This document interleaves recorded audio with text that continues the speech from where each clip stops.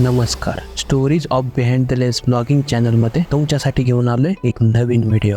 ही तयारी सुरू आहे ट्रिपला जाण्याआधीची. एक वेळेस आपला मेकअप बिकअप नसला तरी चालतंय हो, पण आपली गाडी कशी चकाचकच करायला लागते. ट्रिपला जायचं म्हटलं की 2-3 दिवस बाहेर जाणारच. जायच्या आधी मम्मीला म्हटलं 5-6 भाकऱ्या तेवढ्या दे बनवून. मम्मीने लगेच पीठ घेतलं मळायला आणि भाकरी थापायला चालू केली आणि ही टाकली बघा तव्यावर. गरमागरम भाकऱ्या तयार. जाताना गावाच्या वेशीवर लक्ष्मीच्या देवळाजवळ नारळ फोडायला लागतो. सुखरूप जाऊन सुखरूप परत यावं अशी प्रार्थना करायला लागते, कारण सुखरूप जाऊन उच्चापतीपूर्वक मागे येणारे असे आमचे कार्यकर्ते आहेत. त्याच्यानंतर आमचा प्रवास सुरू झाला. आम्ही निघालेलो कर्नाटक मधील गोकर्ण, मुर्डेश्वर आणि प्रसन्न आंजनेय टेम्पल, जे की तुम्ही सुरुवातीच्या इंट्रो मध्ये पाहिलंच असेल. आमच्यासाठी सांगली जिल्ह्यातील इस्लामपूर पासून जवळपास एकूण 500 किलोमीटरचा हा प्रवास होता. जाताना लाकडाच्या जळणावर चालणारी इलेक्ट्रिक शेगडी, पाण्याचा मोठा जार आणि सगळ्यांनी घरातून भाकरी भाजी असं थोडंफार जेवण सोबत घेतलं होतं. दुपारी 3च्या सुमारास आम्ही बेळगाव पर्यंत पोहोचलो. सकाळी फक्त नाश्ता करून आलेलो, त्यामुळे आता सगळ्यांना भूक लागलेली. या दोघांनी लगेच अंडा राईस घेऊन सुरुवात पण केली. सगळ्यांचं खाऊन झाल्यानंतर आम्ही पुढच्या प्रवासाला निघालो. कर्नाटकच्या दांडेलीला जायच्या आधी एक गाव होतं. त्या गावामध्ये बाजार चालू होता. रात्रीच्या जेवणासाठी म्हणलं बाजार इथंच करून घ्या. इथे आम्हाला फुलांनी सजवलेलं हे ट्रक दिसलं.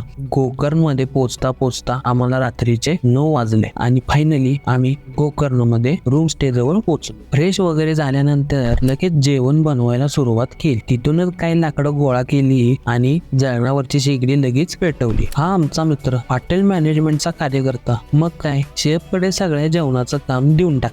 साहेबांच्या डिग्रीप्रमाणे त्यांनी जेवण बनवायला सुरुवात केली. पहिल्यांदा ओतलं तेल. तेलात भाजण्यासाठी आलं आणि लसणाची पेस्ट, खडा मसाला, चिकन मसाला आणि झणझणीत व्हावं यासाठी कोल्हापूरची कांदा लसूण चटणी टाकली आणि त्याच्यानंतर थोडी वरून हळद टाक आणि मसाला चांगला भाजायला घेतला. इकडे येतानाच वाटेमध्ये आम्ही 1 किलो चिकन घेतले. मसाला चांगला भाजल्यानंतर आम्ही चिकन त्यामध्ये टाकले. मसाल्यामध्ये चिकन चांगलं परतून घेतलं आणि शिजायला ठेवून दिलं. हे असं पाणी ताटामध्ये ओतावं लागते, कारण गरम पाण्याच्या वाफेवर चिकन शिजलंय की नाही याचा अंदाज लागतो. हा आहे आमचा रूम स्टे. गोकर्ण मध्ये जवळपासची ठिकाणं फिरायला तुम्हाला इथे 2 व्हीलर रेंटवर मिळतात. या रेंटच्या बाईक घेऊन तुम्ही हव्या त्या ठिकाणी जाऊ शकता. या मालकाने जवळपास 200 ते 300 गाड्या रेंटवर ठेवल्या आहेत. थोड्या वेळाने चिकन शिजलं आणि टेस्टसाठी रस्सा ताटामध्ये बाहेर काढून घेतला. हे बघा रस्सा कसं झणझणीत दिसते. चिकनचा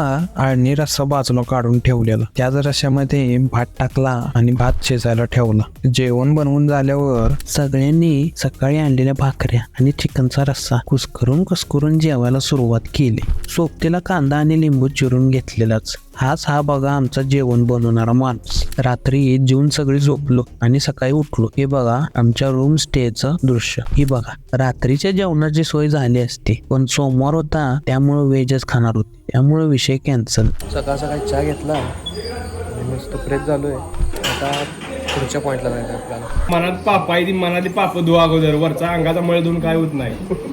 तुकाराम महाराज म्हणले होते, नाही मन निर्मळ तर काय करेल साबण. सगळ्यांच्या आंघोळ्या वगैरे झाल्या आणि आम्ही गाडीत येऊन बसलो आणि निघालो पुढच्या प्रवासाला. गोकर्ण वरून जवळपास 150 किलोमीटर अंतरावर असणाऱ्या कुंदापुरा गावाकडे आम्ही निघालो. जाता जाता या हायवेला लागून असणारा हा मारवंडी बीच खूप प्रसिद्ध आहे. थोड्या वेळासाठी या बीचवर आम्ही थांबलो आणि सगळ्यांनी या बीचचा मनसोक्त आनंद घेतला.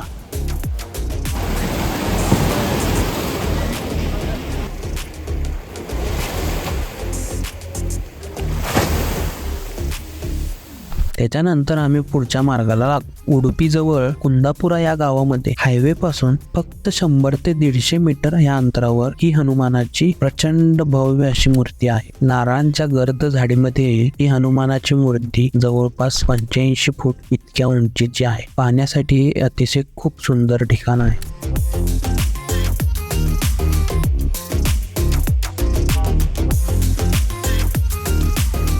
मारुतीच्या नावानं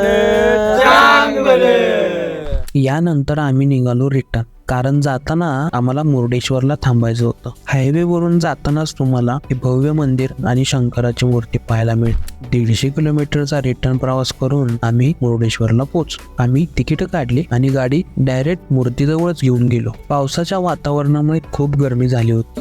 यार भीक मागायला होती कॅमेरा मला पैसे दे लागायच्या कपड्यांवरती ना भीक मागतील काय.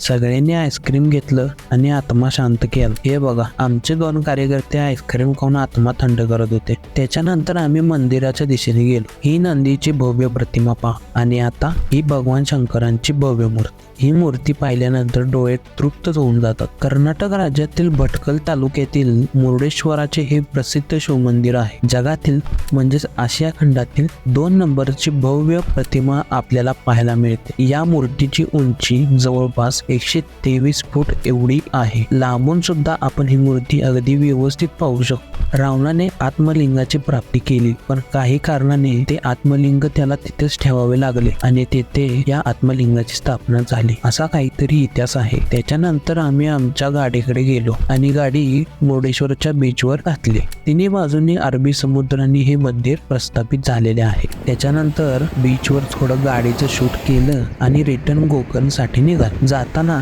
एवढा पाऊस पडत होता, समोरचं काही दिसत नव्हतं. तसंच आम्ही निघालो आणि थोडासा नाश्ता केला. नाश्ता म्हणजे तसं जेवणच केलं म्हणायचं. आणि आम्ही बघता बघता संध्याकाळी 6 वाजता गोकर्णमध्ये पोहोचलो. पोहोचल्यानंतर तिथं बीचवर थोडाफार वेळ घालवला आणि इस्लामपूरसाठी रिटर्न निघालो. जाताना रात्रीचं जेवण एका हॉटेलमध्ये केलं आणि सकाळी 6 वाजता घरी सुखरूप सगळे पोहोचलो. अशा प्रकारे आमची ही 2 दिवसाची ट्रिप झाली. व्हिडिओ कसा वाटला कमेंट करून नक्की कळवा. असेच व्हिडिओ पाहण्यासाठी व्हिडिओला लाईक करा आणि चॅनलला सबस्क्राईब करायला विसरू नका.